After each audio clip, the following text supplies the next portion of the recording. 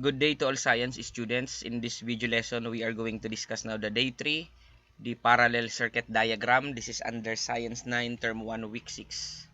Explain why the designed house wiring layout represent a parallel circuit based on its structure and characteristics.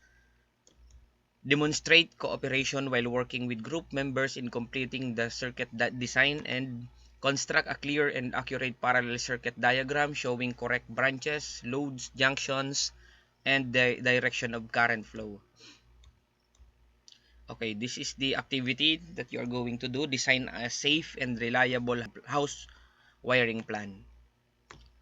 The activity, or the title, Power the House. Okay, in grouping, 4 to 5 students per group. Each group will act as junior electrical engineers. Your task is to design a simple house electrical system using a parallel circuit. Okay, this is the scenario. A small house has living room light, bedroom light, kitchen light, television, and electric fan. The homeowner wants each device to work independently, all devices to receive the same voltage, the system to remain functional even if one device stops working.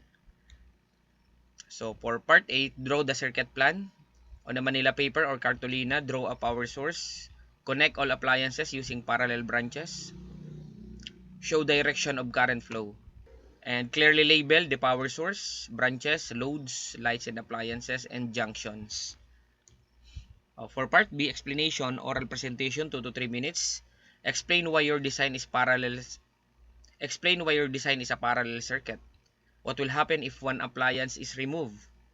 At least 3 advantages of using parallel circuits in homes, and safety precautions in handling electricity. Okay, this will be the criteria. Okay, circuit accuracy. We have index labeling and components, concept explanation, application of advantages, teamwork, and participation. Ayan, mas maganda po yan kasunod after the diagram, after doing the circuit diagram is the actual na paggawa na po nung kahit yung the battery lang.